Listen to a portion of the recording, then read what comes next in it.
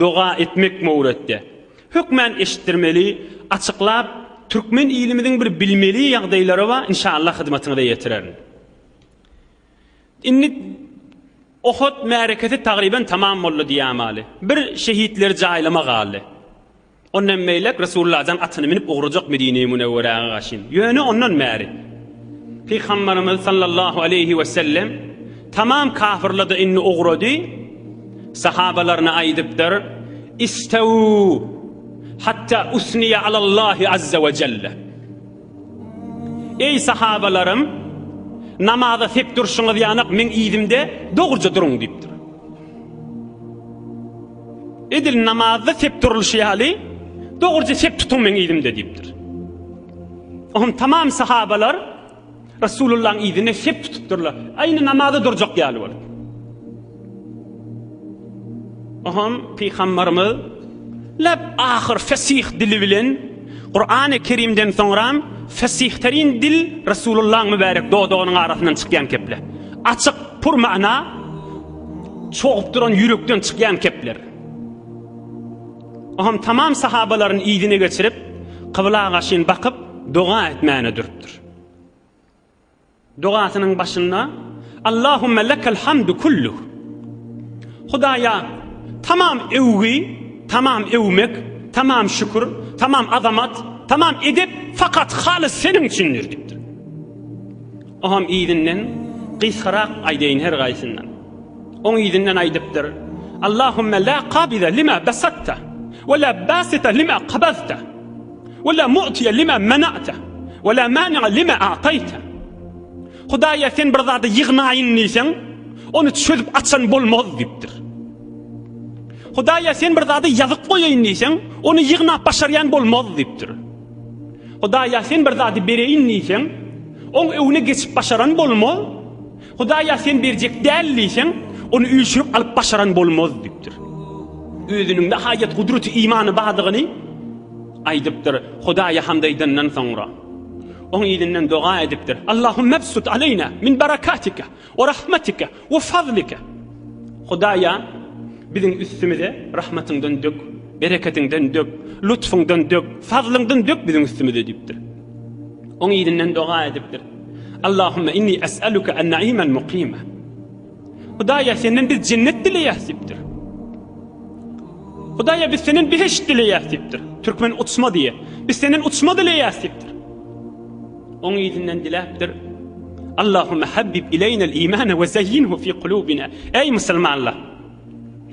Resulullah'ın dua ateşi. Sen men duamıza koşmalı dualar haşla. Allahümme habbib ileynel imane ve zeyyinhu fi kulubina ve kerrih ileynel kufra vel fusuqa vel asyan. Hudaya bizi birdadet imanı qav göreyli. İman bizim kalbimizi yalfırlap dursun. Ohun bir kafirlik yokuş göreyli. Günah etmeni yokuş göreyli. Hudayın diyenden çıkmanı yokuş göreyli. Şunu bizim kalbimizde koy deyiptir. Onun izinden dua ediptir. Allahümme tevaffena muslimin ve elhikna bis salihin. Hudaya bir hemmemiz Müslüman olup dünyadan geçeyli ve bizim hemmemizi öz salih bindiliğinden hesap et biz deyiptir. Ohum ahirine de Allahümme qatilil kefera ellezine yukezzibune rusulaka. Hudaya ol kafirleri ki sen peygamberlerine yalanlayıp kafirlik bilen yaşak kesbele özün bizim dadımıza yetişip bir de kömek ver şu kafirler kırmadan süreyim deyiptir. Ey şu duaların içinde hadir dua girmeyli. Ey bir Resulullah Huday Teala'nın azamatının beraberine edip koyuşunu verdi. Yoksa cenk meydanının evurlakına şu mahrum içinde ay Hudaya şükür cenk meydanları da bizire bolya da Hudaya şükür ay bolor yine de qalanımız var bir zat mahrum salana.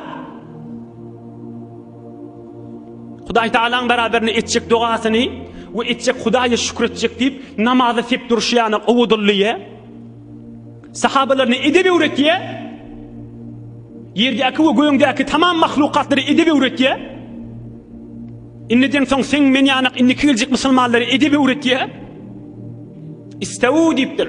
Ey sahabalam namazda duracak yanak sep tutun deyiptir. Sep tutup oham özde Resulullah aleyhissalatu vesselam sepin evunnu durup imam durun yanak elbette özde imam belki imamlan reis yankı dogalar etipdir. Edip hormat koyuşunu öldü Hudaý Taala'nın azamatynyň beraberine. İkincisi dogan edip başlayışını öldü. Yankı dogalyň içinde bir yerini Hudaýa şikayet edip zeyrenip etiraz etti mi? Hazreti Hamza ýanyk sahabalary diýdim bolandan soňra hem Hudaýa men öten akşam bagat doga edipdim, öňki akşam bagat doga edipdim. Biz dinlik kirpet sahabalar bijire boldy ki menni şikayet edýärmi? Dogasyny başlanna Allahumme lekel hamdu kulluh diýip başlapdyr. Hudaýa sana şükür diýipdir. Hudaýa tamam hamd sana bolsun diýipdir. Tamam öwüler sana bolsun diýipdir. Dogasy başlanna şeýle. Soňra dogalarda, jami dogalarda eşitdiňiz. Hudaýa iman biziň galbymyzda goý. Hudaýa kafirlaryň aleyhine bize kömek ber. Hudaýa biz musulman bolup dünýeden geçeýli bir asasy bir dünýä ahyry insany saadete ýetirýän dogalar edipdir. Inni bir neçe bir bilmeli gurrüňi ba o kulagasyň. Dagyk aýdylýan gurrüňi kenara çekip iştiba düşünmäýli. Awwelena doga diýdigi Hudaýdan dilemek diýdigi. Allah Taala'dan dilemek ohum doga ulukhan bir ibadat. Katı bir sogaplı ibadat. Onun için bir adama sen öz inatağından süreyim in gowy ýakşylygyň näme? Hudaýa inatamy rahmet et diýip şoňa doga etmek. Dogasyna bir gowy ýakşylyk etjek bolsaň näme etmeli? Hudaýa şonu iman abrydan aýyrma diýip doga etmek. Hatta Hazreti Ömerul Faruq radıyallahu anh Resulullah'dan bir wagt ijazat alypdyr, umra gitjek diýipdir. Medine'de kala. İnşallah onu açıklap başga bir Hudaý kökden wagtyny aýdaryn ýöne gysgadyk.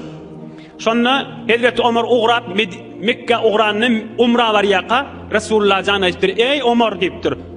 La tansana min duaika ya ukhayya. Ey doganjygym Ömer diýipdir. Resulullah diýär haşyn. Umra baranda meni dogaňda ýadyňdan çykarama diýipdir.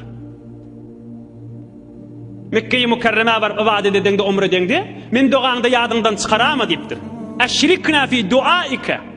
Rawahu Tirmizi we Abu Dawud senetli wurrungle. Dogaňda goşmen diýipdir. Biz doga edmek ulukhan ibadat we bir nefere ýakşylyk etjek bolsaň ulukhan gowluk şoň hakkynda duaya hayır etmek.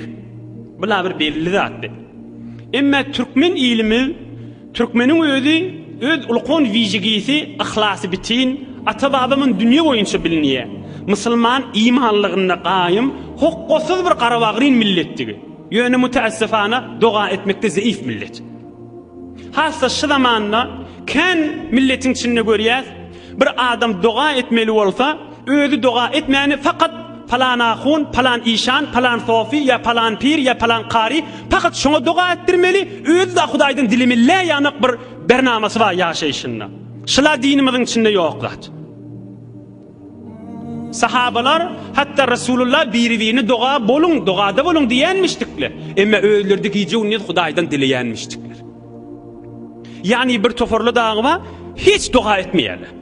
Namazhan adamlar yatjak bolýar turanna namazdan soňra teberrik yerlerde hiç doga diýen zat aslan zindigisinde ýok. Ey bar Hudaýa, ey Rabbel alamin, ey ýeri göýüň yaradan Qadir Allah, imandan aýyrma, bereketden aýyrma, ya özüniň bir müşkili waka, Hudaýa özüň arkam bol. Hudaýa men musibatymı asan et. Hudaýa men toýuma bereket ber. Hudaýa men oglaň şogum näme? Ihlas bilen gol götürüp aglap doga etmek tamam zindigisinde ýok. Awda dälbi. Doga musulman adamyň ýaşaýyşyny giýje unnit bolup durmady. Resulullah sallallahu aleyhi ve sellem bir wagt Hazreti Ömer dağı 3 duka aýdypdyr. Ey sahabalarym diýipdir. Kulak asyn. Ey sahabalarym diýipdir. Menden soňram Yemen tarapdan bir adam geljekdir. Adyny Uweys diýenlerle diýipdir. Başartaňyz şoň haýır dogasyny alyň diýipdir. Uweys waba diýär türkmen. Başartaňyz şoň haýır dogasyny alyň diýipdir. Tamam sahabalar gözleşýänmişdik. Uweys haçan geler kamşoň dogasyny aljak diýip. Ebu Bekir'in Siddiq halife wagtynda gözleşip geçipdir. Emma Uweys gelmändir. Hazreti Ömer'in halife wagtynda Hazreti Uweys gelipdir de tapypdyrdy, hususy özüne haýır dogada alypdyr. Emme men bir wagt öýsi görsem doga etdirerni, özlerine doga etmehini galmanlarla. Kyjy unnü öz haklaryna da doga edýänmişdikle, teberrik adamda bolsa hayır doga da alýanmışdikle. Ine dinin aýdýan açyk gördüň işi. Bizde delki öz bükülli bernamaňdan doga etmeni aýryp, fakat falan ahun, falan pir, falan işan, falan sofi, falan ahun men doga etdirjek, öz zindigiňden dogany aýyrjak. Beýdmäýin. Doga etmeň öýle bir ulukhan ibadat ahim. Resulullah can tamam ýagdaýynda doga edenne hususy özünden çirimde doga kän edýänmişdik. Hususy özünden kän dogalar bar Resulullah janyň. Inni es'aluka diýänmişdik. Ey bar Hudaýa men özümden çirim dileýän diýänmişdik. Bizde özümizden çirim kän doga etmeli. Özümizden çirim kän dilemeli. Teberrik adamlardan hayır doga almak da Resulullah'ın özünden merbadat. O dinne ýok diýmek gaty hata, belki galatdyr. Emma ahirki jewrüň Resulullah'ın dogasy barada aýtman geçdim boljak diýär. Kän oham türkmen ilimi dogada zayıf da näme diýip men doga bilemek diýär. O düşüneýliň şu wurdyňa. Doga diýäniň bir bilinýän zat därahim. Doga diýäniň okulýan zat därahim. Doga diýmege Hudaýdan dilemek. Doga diýäniň meselen bir sura bolsa, Qur'an-ı Kerim'in bir sefesi bolsa, men onu bilemek diýip oturdum. Doga diýdi öz diliň menen Hudaýdan ihlas bilen dilemek. Men bilemek ýok ki burdum. Sen näme müşkil, näme dilejegiňme Hudaýdan, näme istegiňme? Şonu öz diliň menen, ewünden ýerinden Resulullah'a salavat aýtdy, Hudaýdan dile. Şuna doga diýäler. Hökmen bir awadan dillen arabiçelep, bir näçe lafızlar üýşürip, şoňa etmek dogamy qadýyp de dogadan galagamaylyň. Bir onna da türkmençe de bilmeýän dämi? Ýaz. Ýaşyjyrek meclislerde eşitýän Resulullah'ın şeýle awadan dogalary barmyşdyk. Hudaýa kalbymyzy imandan doly et. Hudaýa kafirligi ýokuş göreyli. Hudaýa musulman bolup dünýeden geçeyli. Hudaýa bizi salih bendelerinden hesap et. Hudaýa öýüm bereketden doldur. Hudaýa öýüm nurdan doldur. Hudaýa kabrymı nurdan doldur. Hudaýa kıyamatym asan bolsun. Cennete girmem asan bolsun. Ýazda ýaz, şunu ýatmak asan ki. Men dilemek asan ki. O men doga bilemek diýip de ulukhan ibadat bolan dogadan galmak ulukhan bir nigmatdan galmakdyr. Galmaýlyň bir nigmatdan. Eýemden lütfü rahmet babyny açmak, ajapdyr bendesinden munça kaçmak. Hudaýyň gapsy açykdy, menden dileň diýip, Hudaýdan dileseňde, ýa dünýäňizde, ýa kabryňyzda, ýa kıyamatyňyzda bererin diýipdir Hudaý Taala. Ýa men doga bilemek diýip oturmak, ulukhan rahmatdan galmakdyr. İnhe doga mewretde açyk bir bilmeli ýagdaýlamaz boldy.